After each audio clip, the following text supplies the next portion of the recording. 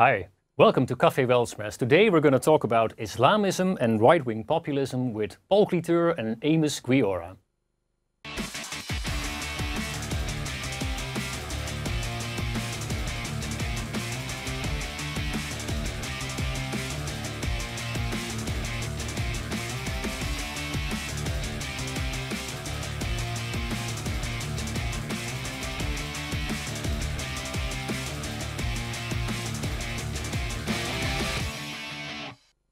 Welcome to a special edition of Café Weltschmerz. Today we will discuss the twin challenges of Islamism and right-wing populism with Paul Cliteur and Amos Guiora, who work together on a new book, Populist and Islamist Challenges for International Law, which is right here. Paul, Amos, welcome to the show. We're very happy to have you. Thank you. Thank you very much. Happy to be here. Yeah. It's a pleasure. I'll introduce you to our viewers. Paul, you're fairly well known at Weltschmerz. You're a professor at jurisprudence at Leiden University. Yes. And since beginning of this year, a member of the Dutch Senate Yes. for Forum for Democratie. Yes. New political party founded several years ago.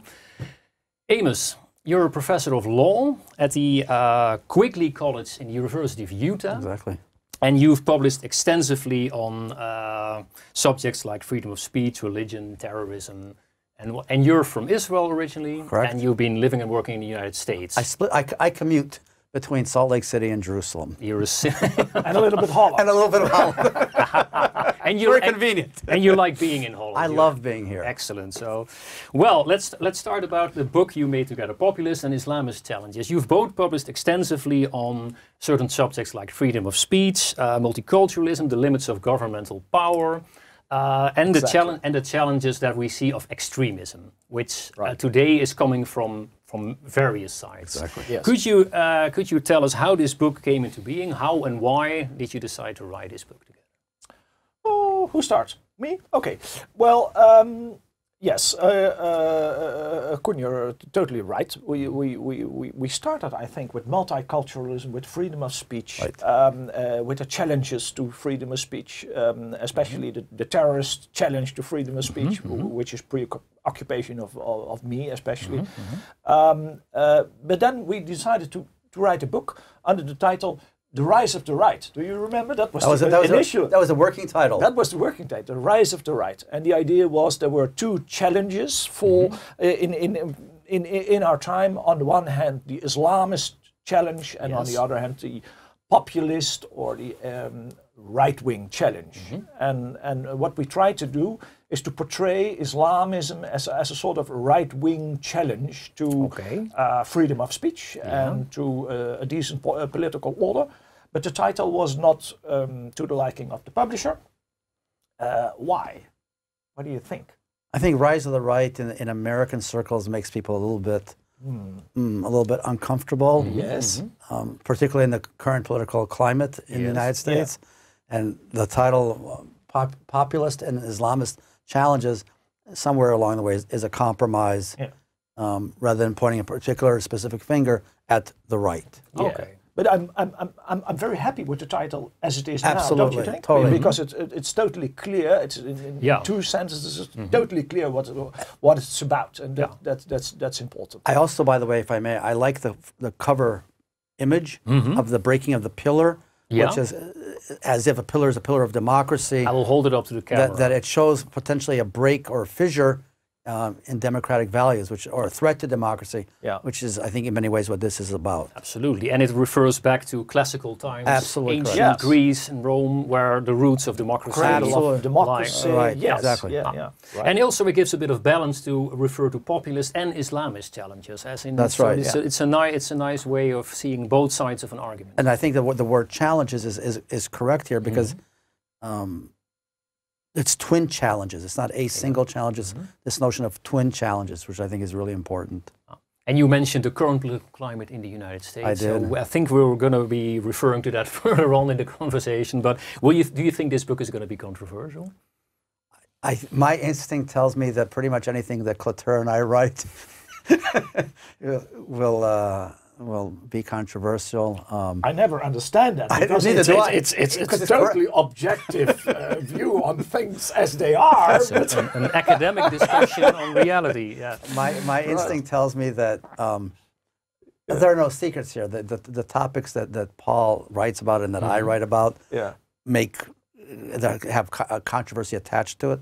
Yeah. And I assume that this is our first product together, that you take the controversy that Paul, elicits and my stuff, that together I have no doubt. And it doesn't take much in the current political climate in the United States or in Europe to be the subject of controversy, obviously. Certainly not. No. When extremism is the subject. Absolutely not. No. So I wanted to start with, I think, the main question that comes out of this book. What is the most severe challenge right now? Is it Islamism or is it right-wing populism? And I want to start with you, Amos. So for me, as somebody who lives in Israel and the United States, yes, and comes here often, but for me, the greatest threat in both countries, Israel and the United States, is populism with a right-wing bent. That's not to say that the left also doesn't pose threats. I think we need to be very honest about that. We can discuss that, but I think if I think about the current political climate in Israel, here we are on the verge maybe of a third round of elections with no government really in place. The rise in incitement which comes from the right, much as I see most of the incitement, not all of the incitement in the United States comes from the right, but I want to emphasize not all. There's also left-wing incitement. What worries me always about populism, even though it sounds like it's a catchy sort of word, for me there's something suggestive about ignorance, a lack of true understanding, or an unwillingness to really consider deeply issues. We can disagree, but the question is the disagreement based on something instinctual or something predicated on deeper knowledge. What I found interesting in working on the book from the populism perspective, looking, for instance, at President Trump and Prime Minister Netanyahu, I spent a lot of time with Paul on this issue, is how both of them talk very much the same way in terms of how they address their base, the whole notion of how you interact with your base, and the similarities in terms of blaming the media, blaming the left. And both Netanyahu and Trump are very much focused on domestic threats. Whether or not those threats exist or not is irrelevant. And they're both very successful at it. And I think that for me is something that, in terms of working on the book, something that causes me great concern. And of course, populism has been around for a while. You could say that Silvio Berlusconi started it in Italy, even in the 90s, with similar dynamics involving attacks on the media, attacks on the left. But what we see now is that from populism, we see a movement towards something you could even call extreme, like right-wing extremism. As in, it seems to sort of, these things can flow over into each other, but they're not necessarily the same, are they?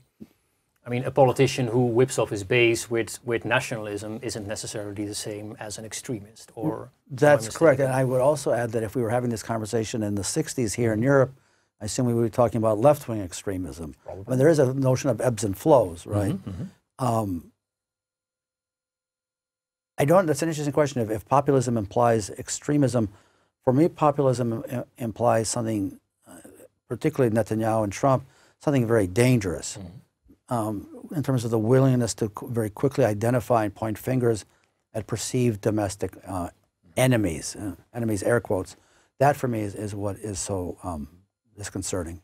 And how do you see this, Paul? What's the more severe challenge? Is it? Well, I think it depends also on the country you're talking about. The Netherlands has a big problem with Islam, what I call Islamist theoterrorism, and also in this book. After 9/11, we had the murder of Theo van Gogh. We had in Denmark, we had the Danish cartoon affair. We had the French cartoon affair in 2015. In America, you had a cartoon affair a few months after Charlie Hebdo in Texas, and recently, Jawed S., a theoterrorist, has been convicted of 26 years, by the way, 26 years jail for a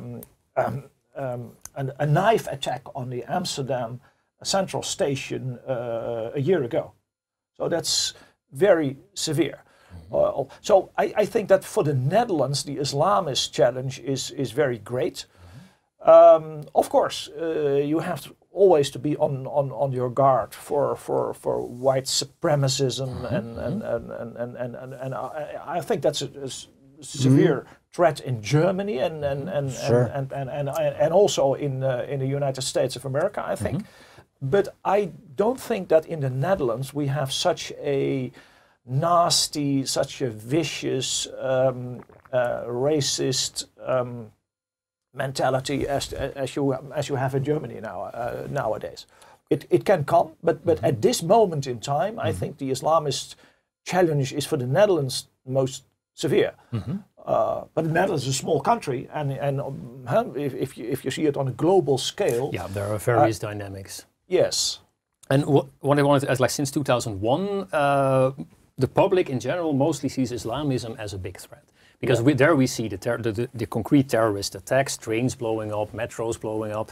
So this is instilling fear in people. And of course governments have committed like endless resources on fighting terrorism, which was mostly Islamic terrorism, let's say since 2001 in Europe and the United States. Now we in the last say 2 or 3 years we see like terrorist attacks like the ones like from Brendan Tarrant in New Zealand. And those things seem to be happening now as well from the extreme right-wing perspective, from the extreme right-wing part of the spectrum. So this you could see this as something new, or you can see this as a reoccurrence of something old, that it was already there. Well, so interesting. Yeah. So at the University of Utah, you mentioned that I teach a course called Global Perspectives on Counterterrorism. In the past, whatever it is, 12 years I've been teaching the course, the primary emphasis, but not only, has been on Islamic extremism. In thinking about the course which I teach at the beginning of next semester, the more I think about American terrorism or terrorism predicated in the United States, it's pretty clear to me that it's not at all Islamic in any way. It's clearly white supremacist. Whether it's the guy who did the killing at the Pittsburgh synagogue, the Tree of Life synagogue a year ago, and the incels, the angry white guy, that's extreme, for me, extreme right-wing. They're anti-Semitic, they're racist, they're anti-Muslim, many of them. Or the killing in Texas I think last month, a guy walks into the Walmarts and kills people who seem to be, look like they're from Mexico. Identification of them as the other. That for me is, in the United States at least, is far more troubling than what I would call Islamic extremism. But I understand what Paul says, that here in the Netherlands, that issue is not here, but here you're dealing with something different. That's what I think makes the book so interesting. Yeah. And if we look worldwide, like the number of terrorist attacks by Islamists or jihadis is much higher, like than attacks by extreme right-wingers in, say, for example, Europe. I'm sure, like the dynamic in the United States seems to be different because there is a right-wing extremism there that's been active for a long time. But if just like you wrote a book on theoterrorism, and which you also mentioned that most of the terrorist attacks seem to come from the Islamic side. Is that still the case in 2019? I think that what interests me very much, that is the ideology that motivates the terrorists. And I think that terrorists are motivated by an ideology.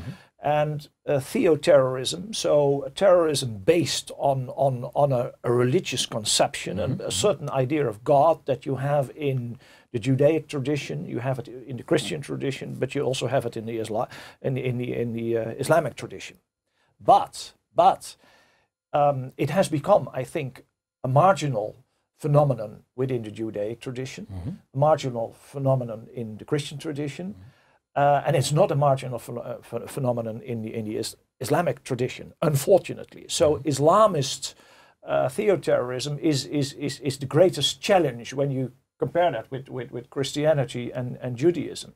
But to understand the nature of the ideology that motivates the terrorists, it's very useful also to engage in what I call the theology of terrorism. Now, a more contemporary challenge is Breivik,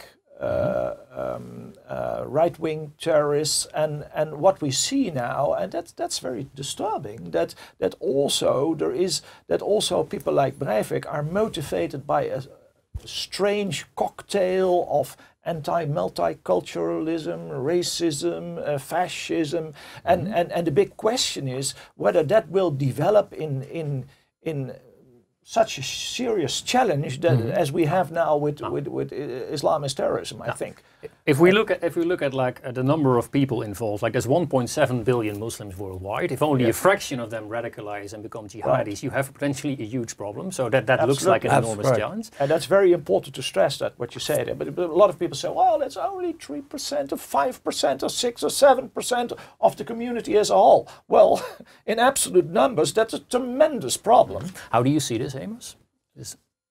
So I would agree with Paul that in the 18 years since 2001, that there's no doubt that Islamic terrorism, or what Paul calls theoterrorism, clearly has posed an enormous challenge to Western society. There's any doubt about that.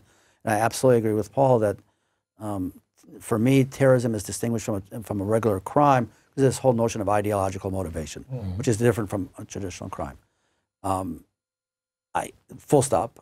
I add, and maybe this is where Paul and I disagree, that the threat posed by white supremacists has clearly made a comeback in the United States. But not only in terms of actual acts, but I think also in the manner in which they speak, the manner in the demonstrations, if you think back to last year to Charlottesville, and clearly what emboldens them is, for instance, the comments by President Trump after Charlottesville in which he suggested, however he phrased it in his own awkward phrasing, right, that there are good people on both sides. And he suggested equivalency. That's right. Between the left and right. There are no good Nazis. There are not good people on both sides. And those comments are intended or unintended, but legitimizing white supremacists, I find to be deeply troubling. The other thing that if we have time to discuss it, is the way that the white supremacists, like the jihadists, use social media. And the way that they're able to interact with each other, the way they're able to encourage each other. So Paul mentioned Breivik. So his manifesto, which is cocktail, but he cuts and pastes from others, right? And everybody now has a manifesto. Various degrees of coherence, but I do think that the white supremacists clearly feel emboldened with the nature of the hate speech that has seeped into American society.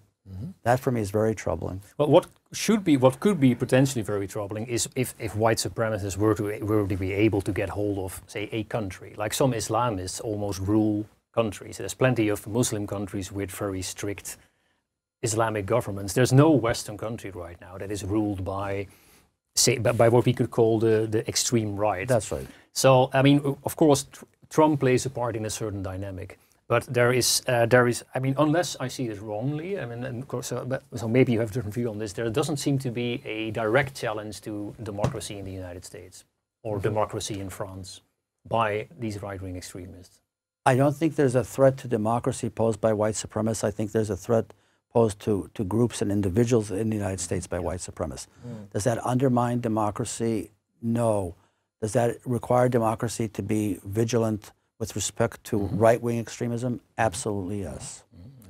And I think that to be a minority today in the United States, particular minorities labeled as the other, just, brief examples, when the President of the United States says, all Mexicans, or we all know Mexicans are rapists and robbers, right? I mean, those are phrases that are powerful. And I think that, does it undermine democracy? And I don't think I would say that, but does it present a specific threat to a particular ethnic group? Absolutely. Well, maybe, yeah. What is, I think, also an interesting, important to ask is, how do you see the ideologies that motivate the terrorists? So we have, on the one hand, we have Islamism, and we have, on the other hand, we have a kind of, call it racism or white supremacism. And do you see these ideologies as a reaction to contemporary developments, or do you see it as a substantive threat that can develop out of itself, in a sense? And I don't know whether it's right, but I'm inclined to think that Islamism or religious fundamentalism in general, I can very well understand what those people, I think I can understand what these people think. There is a kind of logic in their idea. If you think, well, we have the Almighty God, and he gives a certain commands, and we have to do that, and democratic governments do not execute those commands, well, then we have to come up for the honor of God. It's a kind of try to implement Sharia law. Yes, but if I read Breivik, and then I think it's a very incoherent assemblage of very silly ideas. And does it have the potential to motivate enough people to say win over a majority? Or? I'm inclined to think not. But I hope I'm right, and this can be overly optimistic, of course. You're less optimistic at this point. So I have no hair, but I wear two hats. Because I immediately took your question, which is an excellent question, to Israel. Yeah, because you mentioned the move to the right. Right, and I think that Netanyahu is a master inciter.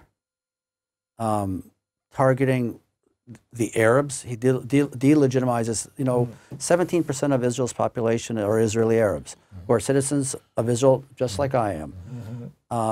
And in the 2015 election, the way he got his voters out the last minute is he had the robo phone calls that, quote unquote, the Arabs are voting in droves.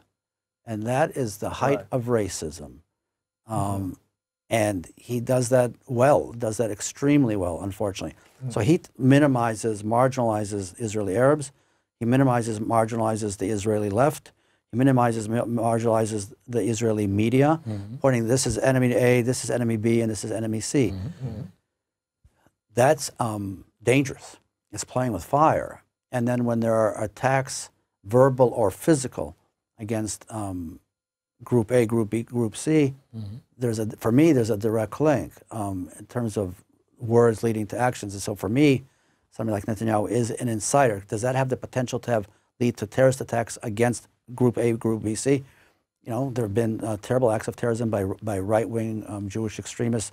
Not only the assassination of Prime Minister Rabin 24 years ago, but also against Palestinians. And so in that sense, when we talk about free speech, words have consequence. Yeah. And if I may, is it okay that I ask Amos also something? And this is a kind of secular incitement, is it not? There is no religious dimension in Netanyahu's in Netanyahu's, no. But for the rabbis who incite, yes. There we have the other side of the coin. Absolutely. We also have the rabbis. Yes. Yeah, who were behind the assassination of Rabin. Absolutely. Yes, 1995. Exactly right. So in Israel, you have both currents. So it's interesting. Yeah. So last night was the 24th year anniversary of Rabin's assassination. There was a very large public gathering at the site in Tel Aviv where Rabin was assassinated. Yeah. And Benny Gantz, who's now trying to form the government, very openly talked about that incitement is back. And that's a terrible, terrible thing. Yeah.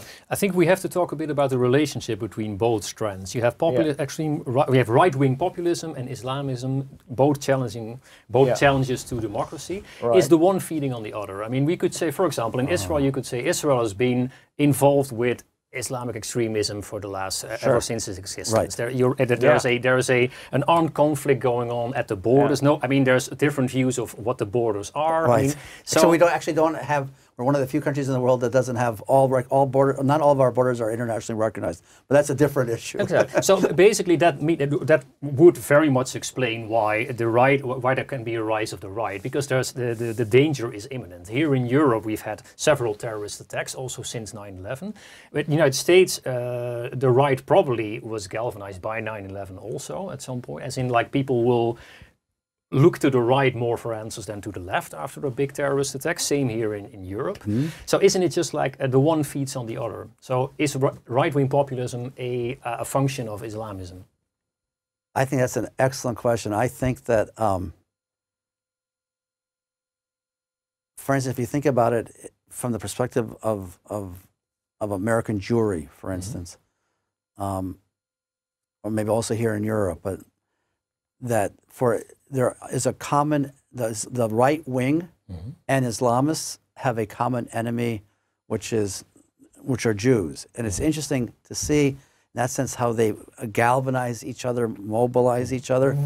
Do they feed off of each other? I think the answer to that is yes. I mean, if you look at public opinion polls in America and you ask Trump voters, why are you Trump voters, right, that base, X percentage of them will tell you because they feel, quote unquote, that their America has been taken from them. And that's... Yeah. That's what we hear this in Europe. I'm sure you do. Similar phrases. Absolutely.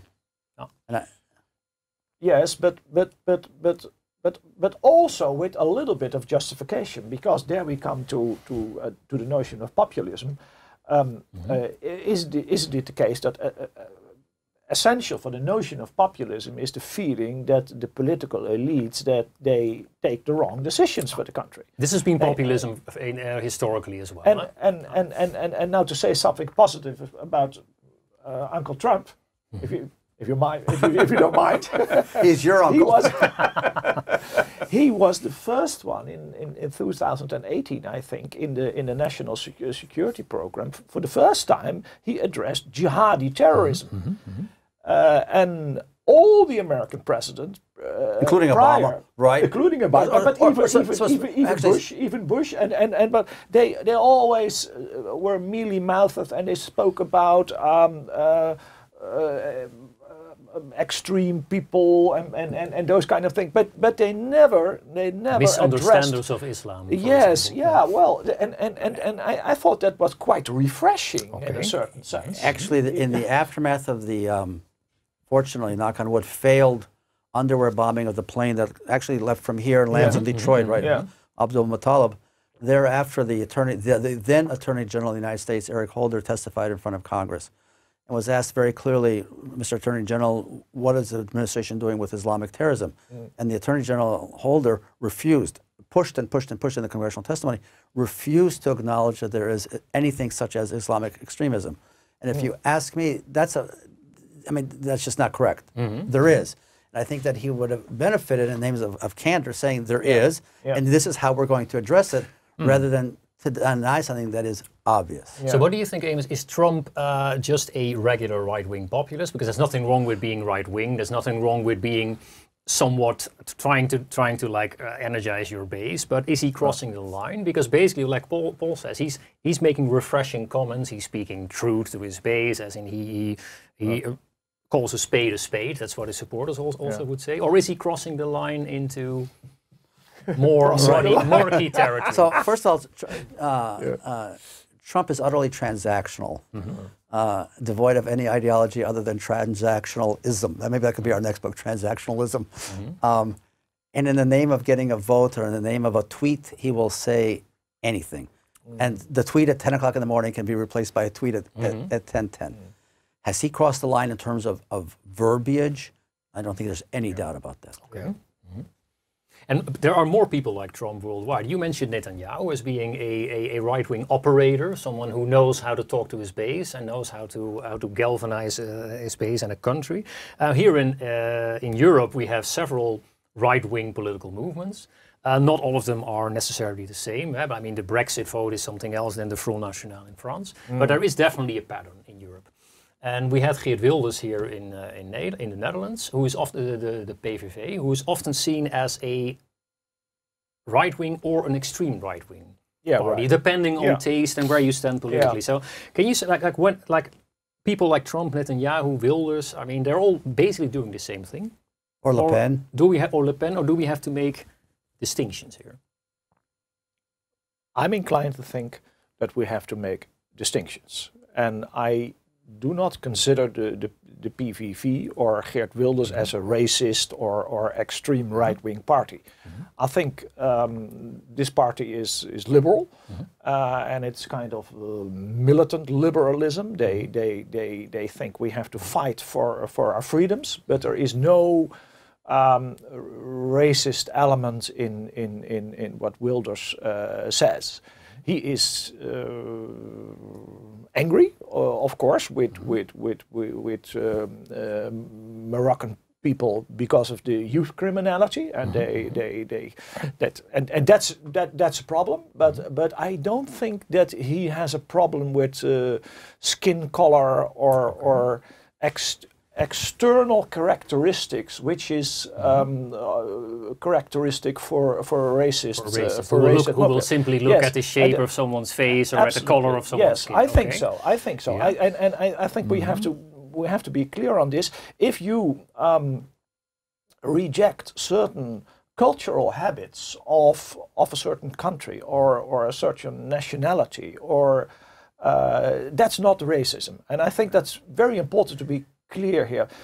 If I may, a small example. Sure, yeah. For instance, if you say, well, the Spanish, they have bullfights, and that's no good from a certain animal rights perspective. No one will say, oh, that's a racist remark.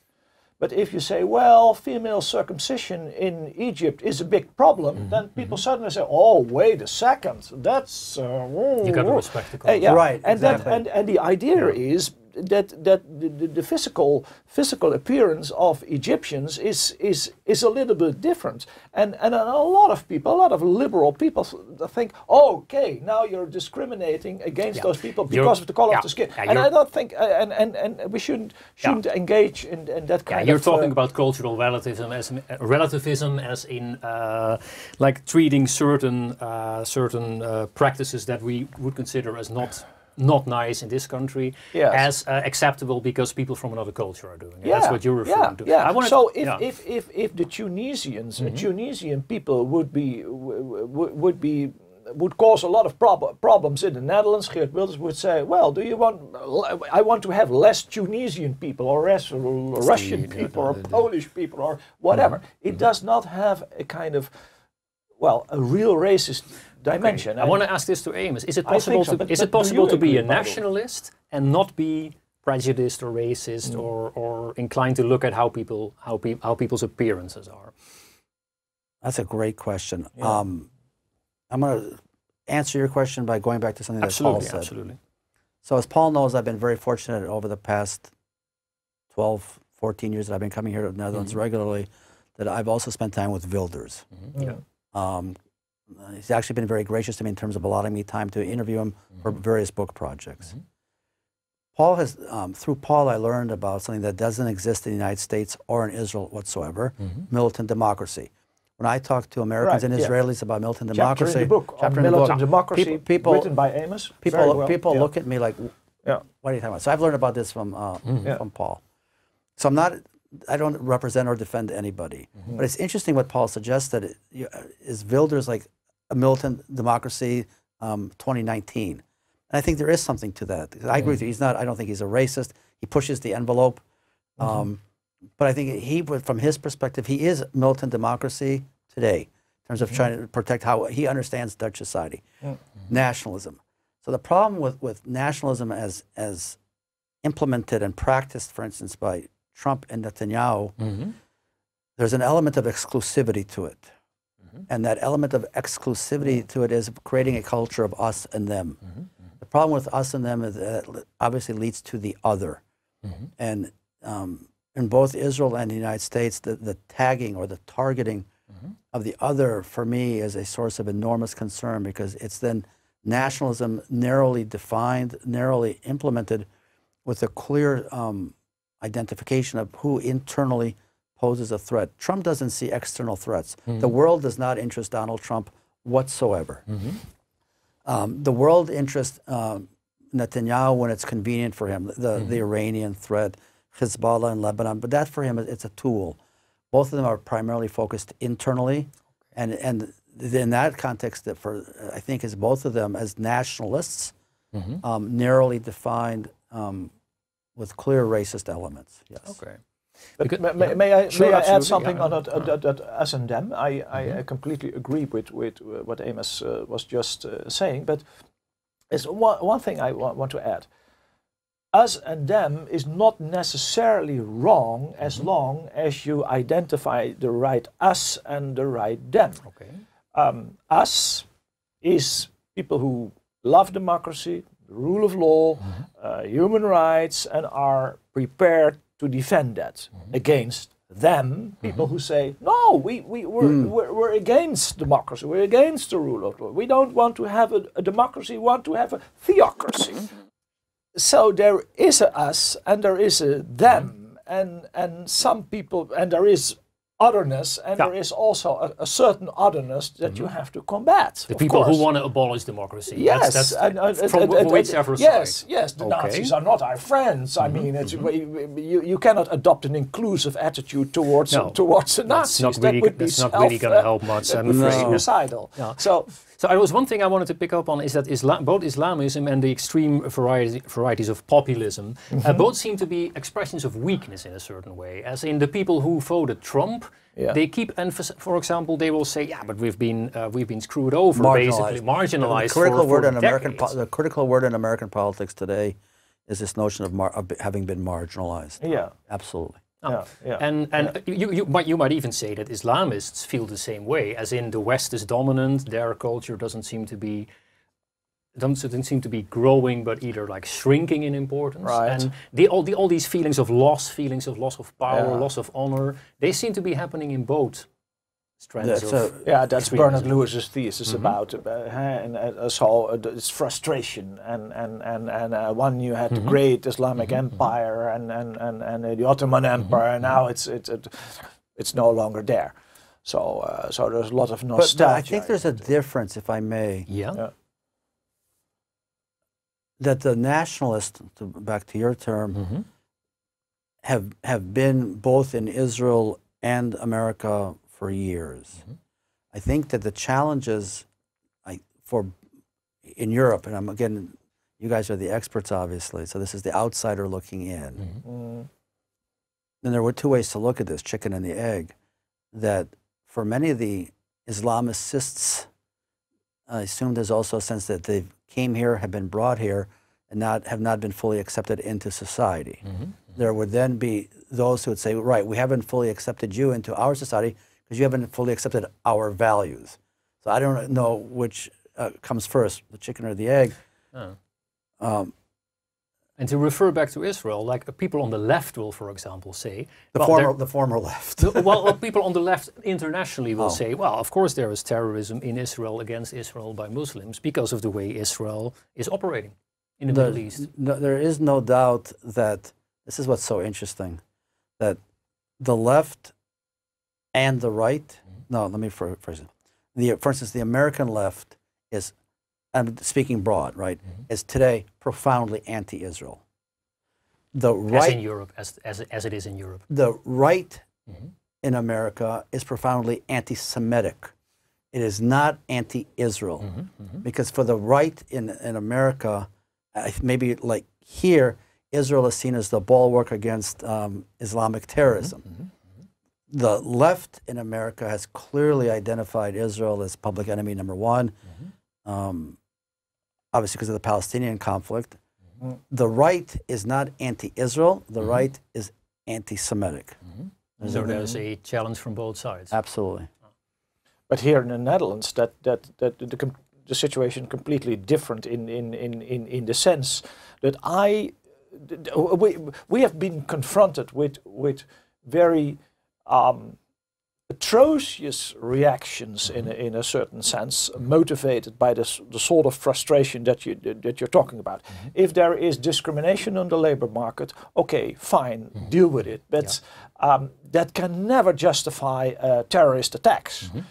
It's 15 years ago that Theo van Gogh was butchered on the streets here, and then you have some people who say, well, yeah, but we have to understand that there is a certain frustration in the community. They are not fully accepted and those kind of things. But there seems to be an endless capacity to understand Islam, to try and understand Islam. Yes, you mean too much, and that's very dangerous. There is a kind of empathy that becomes dangerous and suicidal, I think, and that's a big threat in European societies. Not in France anymore, but they're very militant nowadays, and they have been hit, of course, in a terrible way. Yeah, there is a terrible terrorist threat. But in the Netherlands, there is a lot of understanding for the people who perpetrate the violent acts, and that's dangerous. And then a challenging question for you. You're a member of the Forum for Democratie, which is seen as right wing, which may be true or not true. It's also seen by certain people, and usually by the same people who understand Islamism in the way you just described, seen as a threat. Your party, Forum for Democratie, is seen as whipping up certain feelings, whipping up the wrong type of feelings that Amos was referring to as well. So how do you see this? I mean, how would you react to people who say that? Well, I'm inclined to deny it or say that I don't understand what they are talking about. I mean, the way that our party speaks about the threats we have to deal with is quite modest and well, true and realistic. Actually, we have a problem with what the Secret Service calls jihadi terrorism. I mean, it's not our party that invents that or fantasizes about it. I mean, we have that threat. No. And our government has not been able to deal with it. And yes, 20 years, there's no. I mean, in 2004, with the murder of Theo van Gogh, we could think we both experienced that. We could think, well, that's perhaps an incident. Well, it proved not to be, and it's still there. Yes, problem. We see if you read the established liberal media newspapers in the Netherlands, then you will see references to Forum for Democratie as a danger or as a party that potentially whips up that's Paul's party. It's Paul's party. Okay. Yeah. So you I mean, I'm sure you do not read the Dutch press, but there is only what culture let's say it's kind of a contentious issue what the Forum for Democratie stands for, and it's seen by some of the left as a problem. And I mean, maybe to put the net more widely, so across Europe, as in the left sees right-wing politics in general, but more specifically right-wing populism as a bigger problem than Islamism in general, which is what will. And is it like correct to say that right-wing parties in Europe are posing a problem? Front National, Brexit Party, Vlaams Belang in. So I sent both of you this morning the article from CNN that Dresden, the city of Dresden, or the state of the former East Germany. Right, former East Germany. Yeah. That's right. About the true threat posed by neo-Nazis. It's a threat. It's a clear, and it is. Yes. Right. And I think that no doubt about it. No doubt about it. And on some perverse level, I'm happy is not the right word, but I think it's important that the Germans officially recognize that, as we say in America, Houston, we have a problem, that they recognize that the far right wing or neo-Nazis, which I know is a term that they have a difficulty with, poses a true threat. And you can't ignore it. That doesn't say that Islamicism doesn't pose a threat also, but they need to clearly recognize that the far right wing, or however it's articulated in Germany and in German, poses a true threat. And it's something that they absolutely have to address. You can't deny it. By the way, the Brexit, you also mentioned the Brexit movement. Nigel Farage doesn't want to talk about Islamism or Islam or not. Only about one thing: Brexit. It's all about the European Union. As far as I can see, it does not. It's not very right wing. It's it's of course it's a reivindication of national sovereignty. Yes, it's actually a kind of reivindication of national sovereignty that is more or less natural for Americans. I mean, there is no American that is very enthusiastic about making the American Constitution inferior to international law or something like it's yeah. I see what you mean, because like in America, like putting sovereignty first is seen as quite normal. Here it's almost seen as something sinister, because the European Union is seen as the savior of everything in certain circles. Right. But we talked about distinctions before. Like your party is Forum for Democracy is often lumped in with everything that is far more to the right. As we will say, like the AFD, the PVV, Vlaams Belang in Belgium, even the Front National will be lumped together. It will all be lumped in with basically Forum for Democracy or with say right-wing liberal parties across Europe. This could be a tactic on the left to sort of like or simply. But is there nothing ignorance? Ignorance. That's also possible. I mean, perhaps there's not much strategy there. There's not a strand that could escalate in parties like the PVV and Forum for Democracy into murkier territory. Well, I hope not. But of course, but you know, there's always a possibility of radicalization, and yeah, that's always there. But you know, as you're asked that, Paul, that question, I'm thinking back in American history to dark moments in American history. You know, Senator Joe McCarthy, and McCarthy is really only stopped not by President Eisenhower, who took 5 steps back, but when he attacked the army. Okay, because then he was attacking the sacred cow, establishment. The sacred cow. Yeah. And it was only when, in a Senate hearing, when one of the lawyers, Bob Welch, I think it was Bob Welch, says to McCarthy, "Have you no sense of decency, sir?" And that, in many ways, is the beginning of the end. But to your question of Paul, democracy is fragile.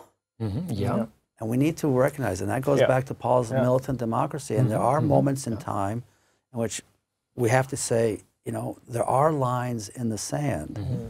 How and where you draw those lines is a different issue. But your word murky or murkier waters, I found that to be a very interesting concept, because there are threats we have to recognize, and that, you know, crossing that Rubicon is dangerous. And it's important to say that this is not something that just occurs on the right. It can occur on the left. It occurs on the left as well, and it occurs specifically when people, for example, challenge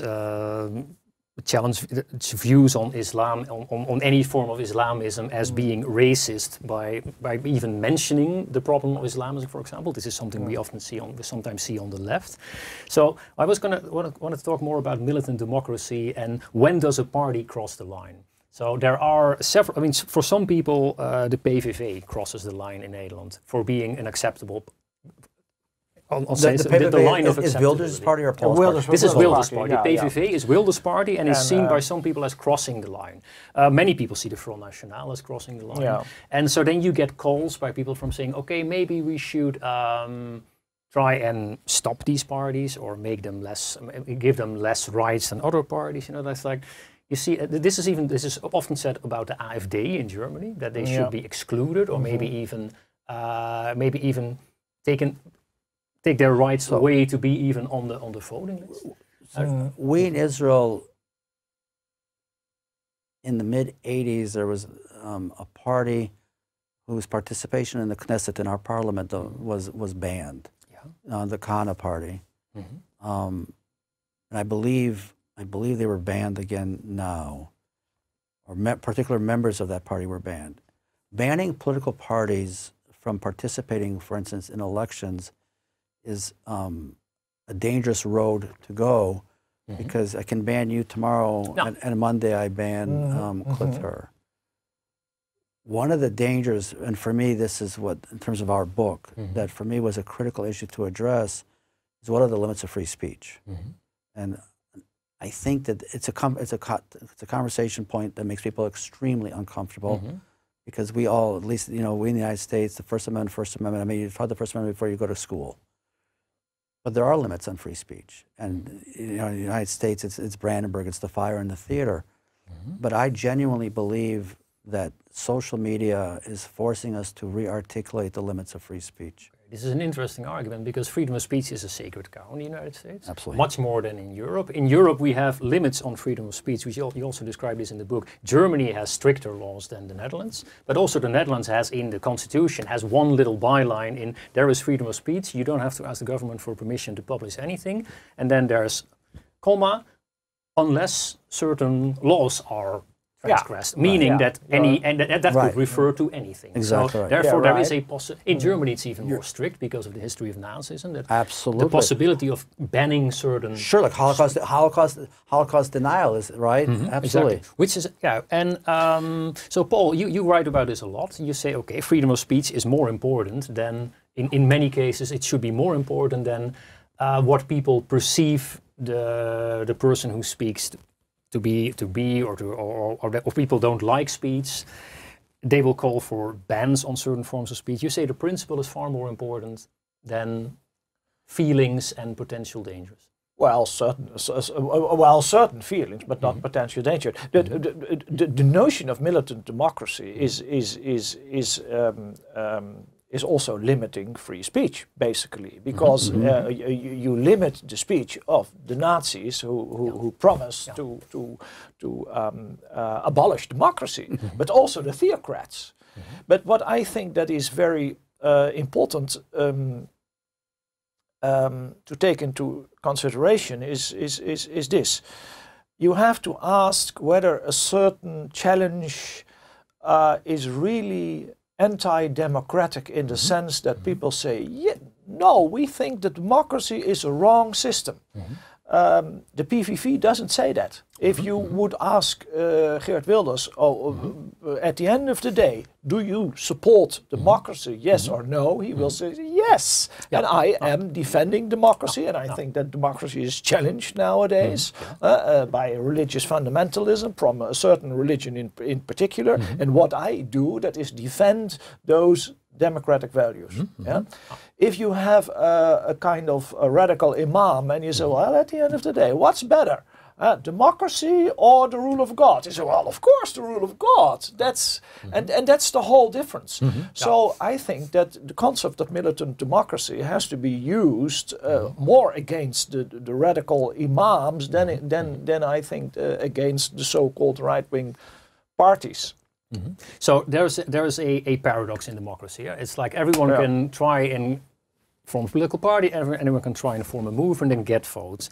What do you do with people who explicitly say our aim is to gain power and then abolish democracy? Right. I mean, this is the big paradox. Sure. And well, it was obvious with the Nazis; they intended to abolish democracy. Right.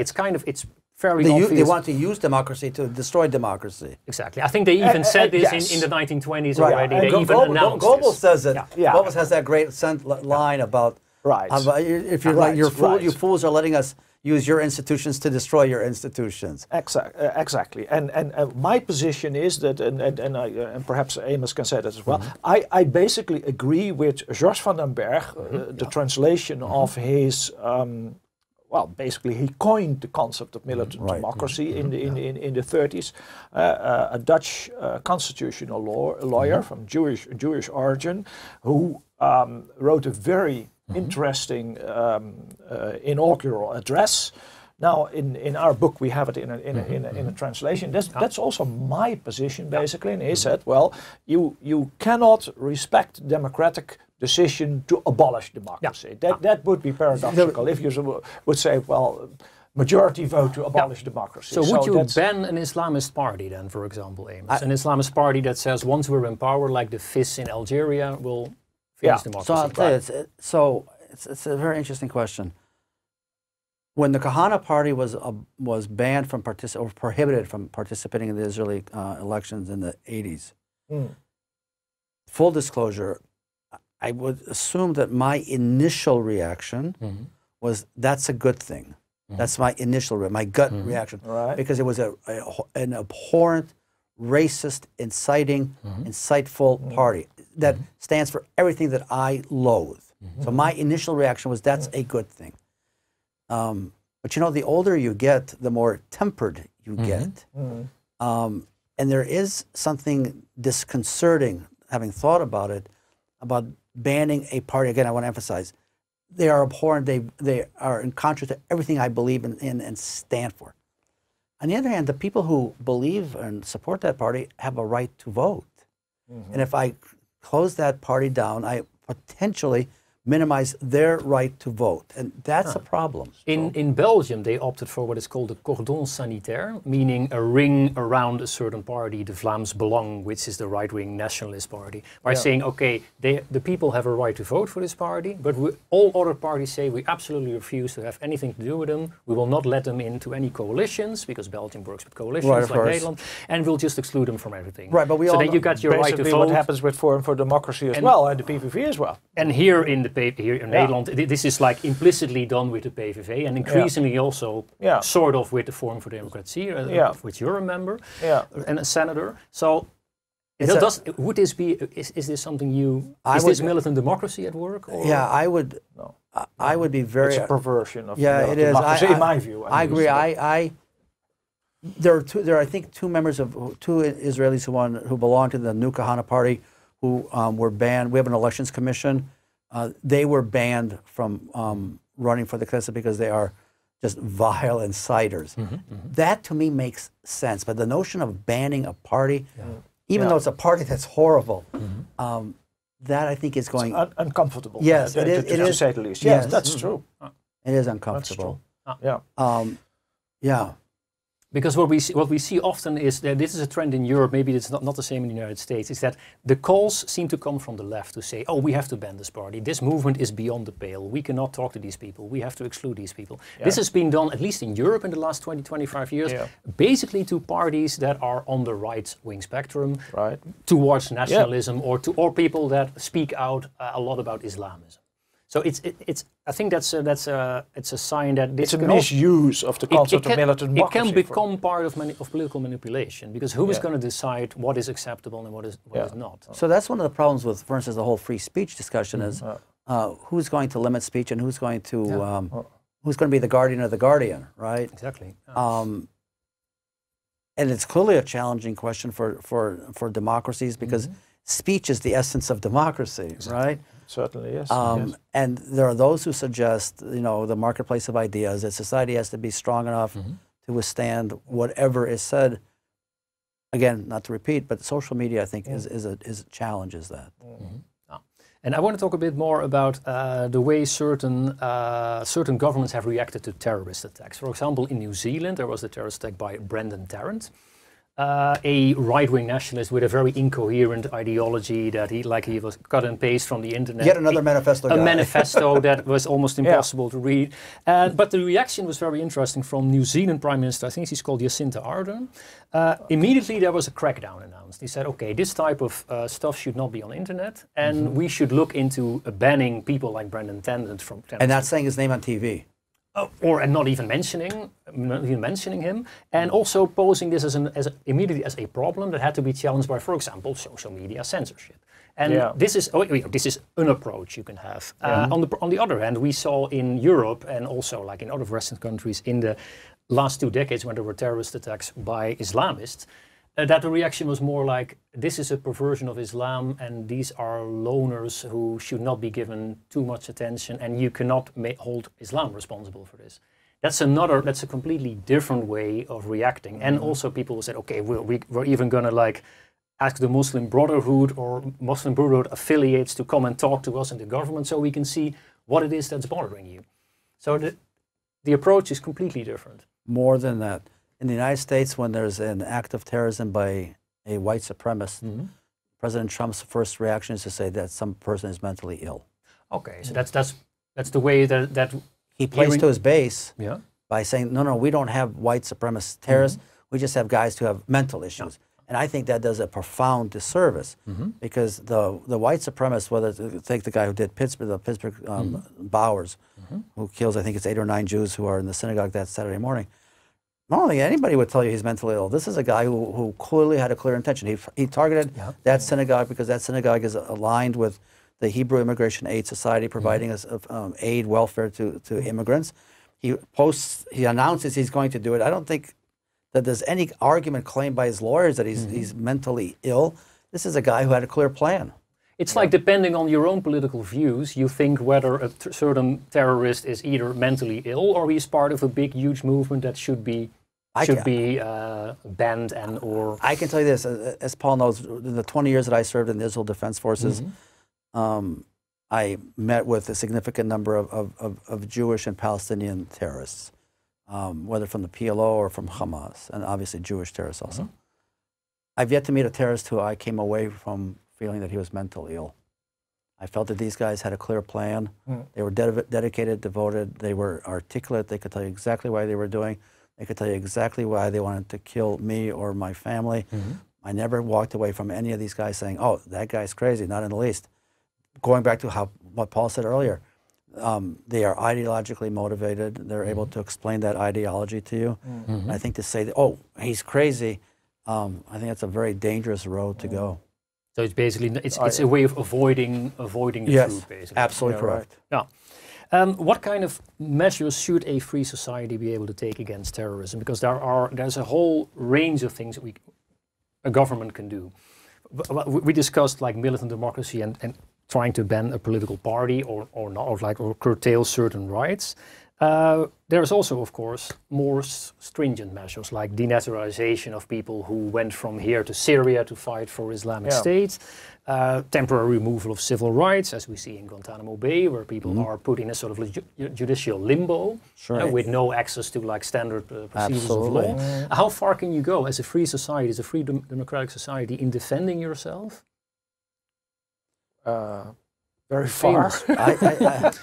I mean, let's first ask Amos, then. Yeah, I think that, as Paul knows, because of his colleagues, I recently wrote an article, an 18-year retrospective of post 9/11, and because I'm what I refer to as an equal opportunity basher, I criticize Bush and Obama equally. Okay, it's refreshing. If you look at the series of measures implemented in the immediate aftermath of 9/11, most, if not all, went too far. Okay. From my perspective, because it was reactive rather than proactive. You're playing to public opinion. Clearly, the Bush administration was caught off guard. I don't think there's any doubt about that. And then what you put in place are you refer to Guantanamo Bay, the indefinite detention, torture, Patriot Act. The problem with reacting to terrorism is you have to wake up, quote unquote, the next morning, look yourself in the mirror. And I think that much like for instance, by example or by analogy, in the immediate aftermath of Pearl Harbor, the decision to intern 140,000 Japanese Americans was absolutely outrageous. I mean, there is no justification for it whatsoever. I think that history is going to judge the Bush and Obama administrations pretty harshly in terms of how they minimized individual rights without having a clear sense of why. How do you see this, Paul? How far can we go as a free society? Well, basically, the state is the monopolistic organizational force on the territory of the state. And when that's threatened, well, everything is permitted because if the terrorist succeeds, you don't have a state anymore, and you have anarchy. So if the threat is severe enough, the state will have all the measures available to combat the threat. This sounds But what I am especially interested in is putting the right diagnosis of what we and some of the things that frustrates me a little bit, that in 20 years' time the Dutch government has no diagnosis. It doesn't put the right questions. There is no idea what's happening. Is it more an ideological fight than a fight with weapons? Yes, cultural counterterrorism, I call it. What we are in need of in the Netherlands is of cultural counterterrorism. And I can feel the pushback coming from the left saying, you refer to culture, therefore this is a dog whistle. And Well, dog whistle, yeah. Well, I hope it's not only a dog whistle; it's an open statement. It's a clarion call. Yeah, it's a clarion call. What we need is, well, first of all, we need to really take seriously the governmental reports that are made by the AIVD, by the Secret Service. I mean, in 2004, the AIVD published a report from Dawa to Jihad. Well, it's a very good report, but you never hear a Minister of Justice referring to that or say, well, yes, our own AIVD said that and we have to take that seriously. I mean, it's a very soft and evasive talk, basically, and well, that's the terror of political correctness that this is an interesting we're suffering under. Political correct. How do you see this, Amos? Is it like politically correct to be very careful with countermeasures against terrorism, or answer this. So when I teach counterterrorism, I tell my students that the most important word in operational counterterrorism, based on my experiences, is the word balance. Right. And there's the balancing between national rights and equally legitimate individual rights.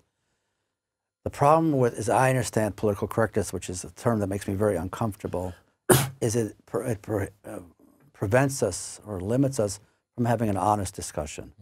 And that's the problem. That's the right definition. And that's a problem, because one of the, you asked how we began this conversation, will this book irritate people? Will it be controversial? Well, and we both chuckled and said, well, yeah, sure, because I think that Paul has his critics and I have my critics, but I don't think anybody would ever say that we are politically correct, that we duck the difficult issues. No, that never happened. It won't happen. That's one accusation you never hear, right? But that's important, because a book like this at least lays out, and you can disagree with us, right? But at least it puts out our honest argument without ducking and weaving and bobbing. Of course, people can feel uncomfortable. They think, yeah, well, maybe my human rights or my civil rights will be curtailed because of all sorts of counter-terrorism activities by governments. Which is true. Read my mail, check my Facebook, see where I stand politically. Which is true. Listen, up to a certain extent. That's true. Every time you fly, I don't know about here in Europe, but every time I fly in the United States of America, TSA, I mean, they run me through the computer and they do this. Yeah, I mean, they know exactly who I am, and that's a price that I think, to be a member of society, you have to be willing to pay. Okay. Also, all the security measures that you have to go through once you go into a plane. I mean, it's very. You've already been checked out before you even get on the plane. Absolutely. By various intelligence agencies, including. I mean, I fly a lot, right?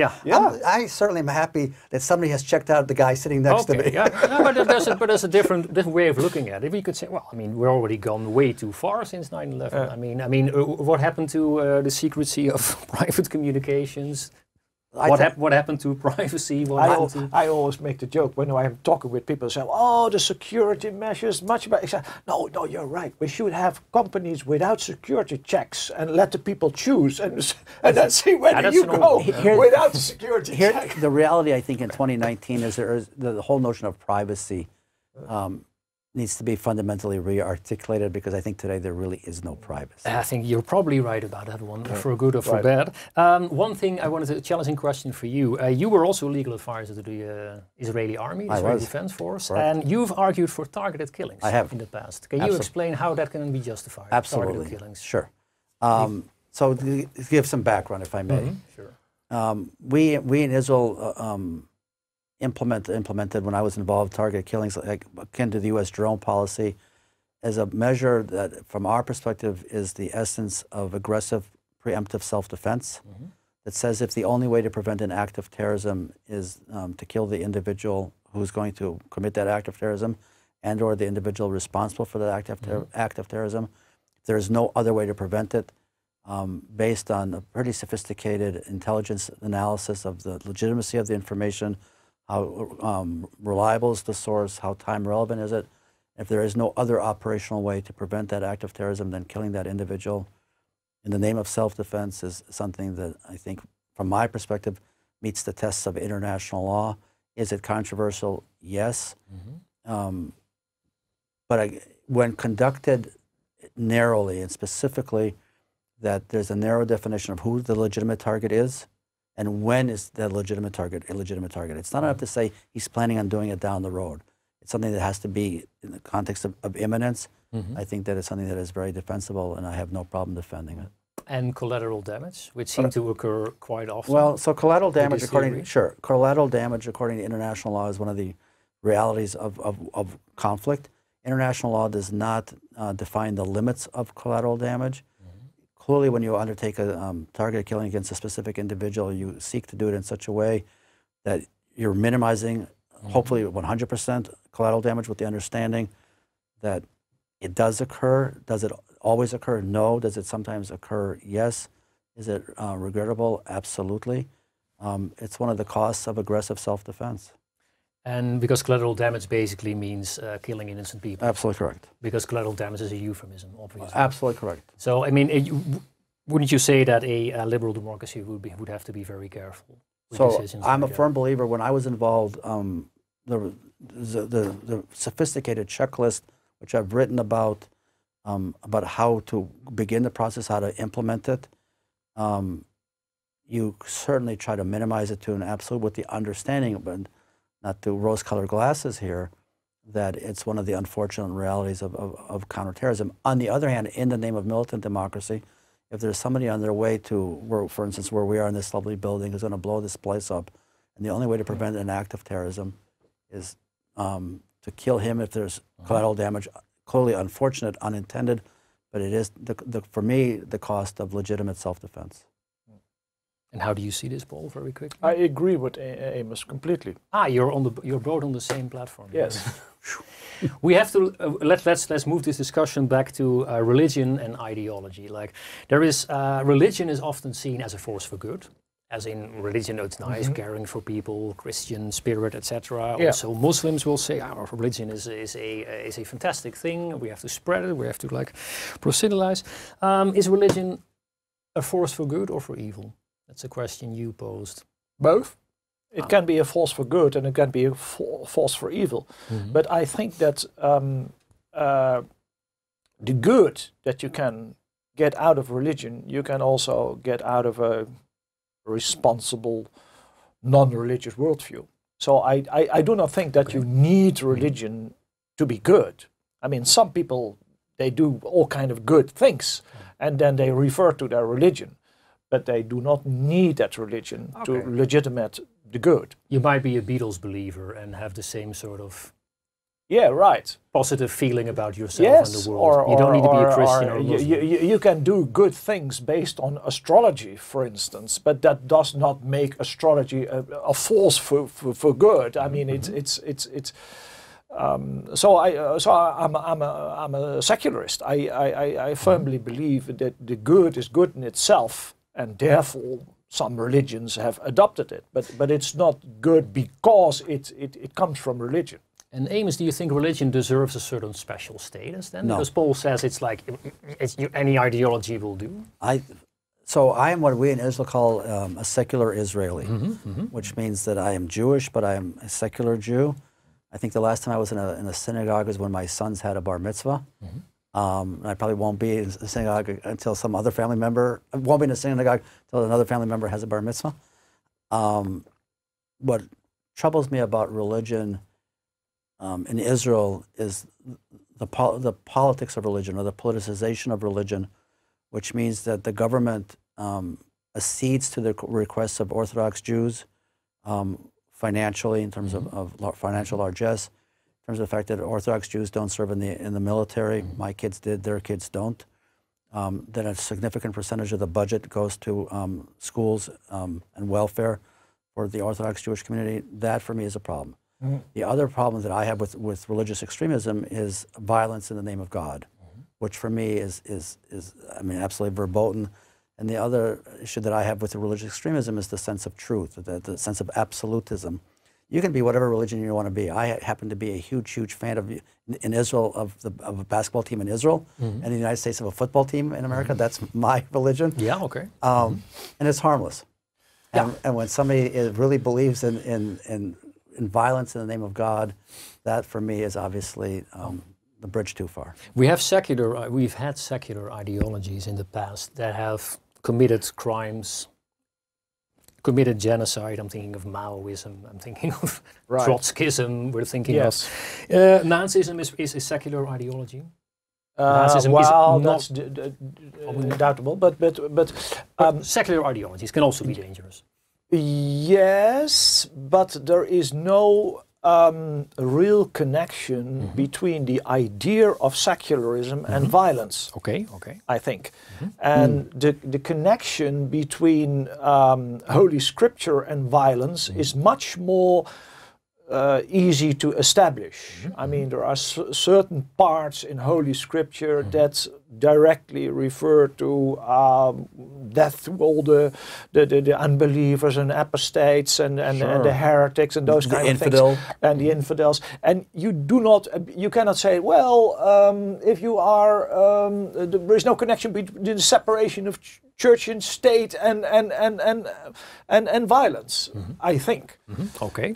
So I'm always a little bit skeptical about, well, on the one hand you have Stalin, and on the other hand you have you have al-Baghdadi, for instance.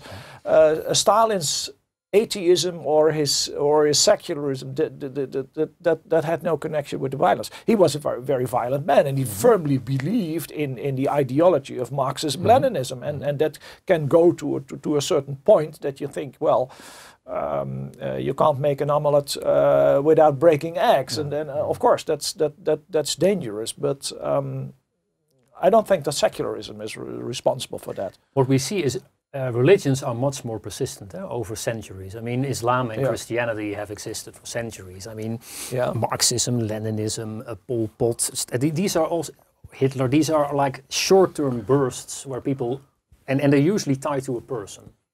Yeah. People follow a leader for a certain amount of time. They become a dictator, and then the ideology kind of collapses. No one believes in. No one says he's a Stalinist or a Maoist or at least not openly. Not openly, but no, I mean, not anymore. No, right. But Islam and Christianity, they persist for over centuries. Same with Judaism. Yeah. Even but with the oldest religion practiced in the world, possibly with Zoroastrianism, maybe. Maybe. But you know, it's interesting to take your two comments. Yeah. One of the things that always worries me about religious extremists is that, quote unquote, they know the truth, and the notion of the absolute truth and the rightness of their path, and if it morphs into violence, that's the problem. And if we talk about an ideological foundation for liberal democracy, because I think you've both said things that say, okay, liberal democracy needs to find the right balance. We need to defend liberal democracy. We can even be a militant democracy. What would such an ideology look like? Would it have to be expressed specifically in principles and secularist principles, for example? Preferably, but well, the human individual has a certain sacredness, if you want to use a religious term, or an inherent value, and it represents a certain value that you have to protect, and we can live together. I think by organizing a sort of society that respects each other, but you do not need religion for that. Would it have to be codified, Amos? What do you think? Like a liberal democracy and the way and so it's interesting. Underlying ideology. So we in Israel don't have a constitution. No. For historical political reasons. So we have basic laws, and I do believe in the importance of articulating, for me, the limits of the reach of government. I think that's I think really important. Yeah. The question is, how does government respond when it's under threat or presumed threat?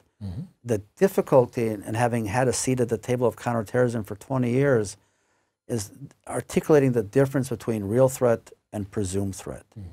And not to in any way glorify it, it's incredibly challenging because you're consistently weighing an enormous amount of intelligence information, some of it correct. This goes back to your question about targeted killings, right?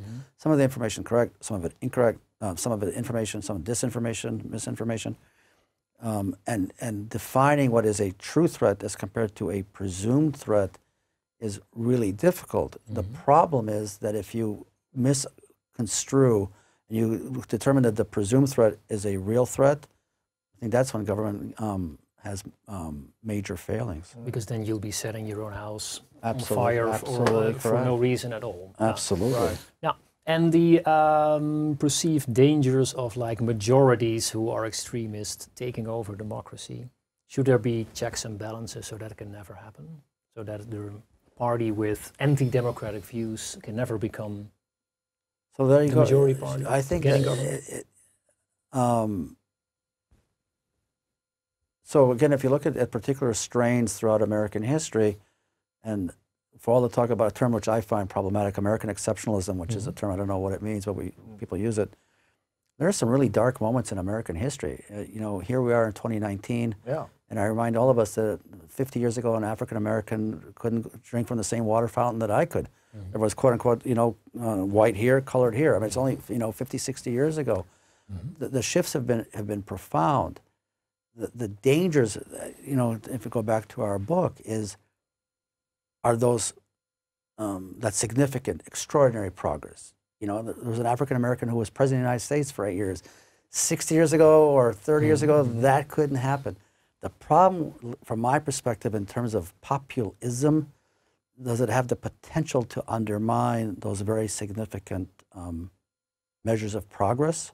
And is populism, going back to your excellent question about the dangers of nationalism, a turning inwards, and this us, them, and the other, and what are the possible dangers that arise from that? Do you think that we should put checks and balances in place to make sure that an Islamist party will never become... Yes, but the rule of law or individual human rights is a counter-majoritarian force in a sense. You have democracy and you have human rights. Individual human rights have to be protected also against majority decisions. But you have to be very careful, and that you stick to a kind of limited amount of individual human rights. If you have human rights and for socio-economic rights, collective rights, and you get a kind of expanding category of human rights, then it deteriorates the whole system, because then you get the group rights against the individual, and I'm very reluctant to recognize that that's the idea of multiculturalism, which is basically very undermining to the right interpretation of democracy. But you're right, majorities have to be checked, and individual human rights is the answer to that. Let's wrap up the conversation by referring to the book, how writing the book and thinking about these subjects in the past decade.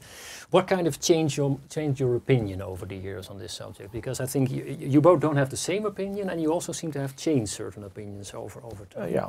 Okay. What happened? What happened with Paul? What happened? Well, my ideas about Islamist radicalism or Islamist extremism or fundamentalism have been very stable for the last 20 years, I think. So there is not, in that sense, not much development in my thinking. But my conversations with my friend Amos made me see different things, and also the chapters that he is primarily responsible for in this book brought all kind of new ideas in to me, and I think I have to think about it and also engage in analysis of white supremacism and right-wing populism more than I would have done probably when I would not have met this man.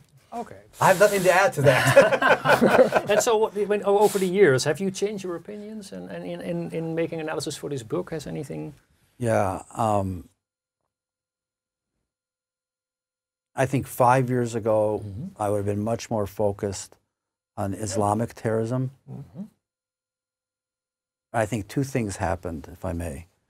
One, so Paul very graciously brought the book that I wrote 2 years ago, The Crime of Complicity, the Bystander in the Holocaust. Crime of Complicity. This is the Dutch translation of this book, I will show The it Crime to of the camera. Complicity. Yeah. The Crime of Complicity by Amos Guiora. Yes. which was translated into Dutch. Yeah. And that got me thinking Yeah. about the things other than Islamic Yeah. extremism. Me too. Yeah. And the Right. and the book is about the bystander and the Holocaust. It's based on my parents' experiences. In many ways, that you can see a direct line from that to this, and thinking about populism, nationalism, the dangers of Nazism, obviously, and dangers other than Islamic extremism. For me, there's a connection between the two. Okay. Is there anything you would like to, any sort of like advice you would like to give to governments, decision makers, and our viewers on what to do now for the immediate future? What is the most important thing that we should look into? Take the title of the book seriously. There is a challenge from populism, and there is a challenge from Islamism, and those people in politics who are important, who take the decisions, take this seriously. The people perpetrating the violence are not mad. They have certain ideas, they have an ideology, they have also their kind of vicious idealism, and take that seriously because there are very serious challenges for our time. So don't deny, no more waffling, and confront it. It's like, No, Amos, what were your... no ducking, no bobbing, and no weaving. To look the tiger in the eye, as Exactly. my friend, that's his expression that I learned from him. And do you think that's happening right now, No. looking the tiger in the eye? Absolutely not. No. Okay. And how does it express itself most? Because we don't really want to have these conversations. No. Okay. And I think that Awkward, uncomfortable. Oh, And I think let's be optimistic. It's our duty to be optimistic. Exactly It's right. Very silly. I mean, you know, what's well, for of dinner? course not. And I think that for me, one of the most important things that can come out of any project like this is to, frankly, force politicians, for instance, and that's why it's so fun with Paul, right? Politicians and policy advisors need to look the tiger in the eye and have honest conversations. We don't have the luxury of, gosh, it's okay, because gosh, it's not okay. No, no. Well, let's hope that this conversation will make people think about these subjects more deeply. Thanks for having me. Thank you both very much. Thank you. Paul, Amos. Thank you. Thank you very much. Thank you very much. It was an honor and a pleasure. Truly. Thank you.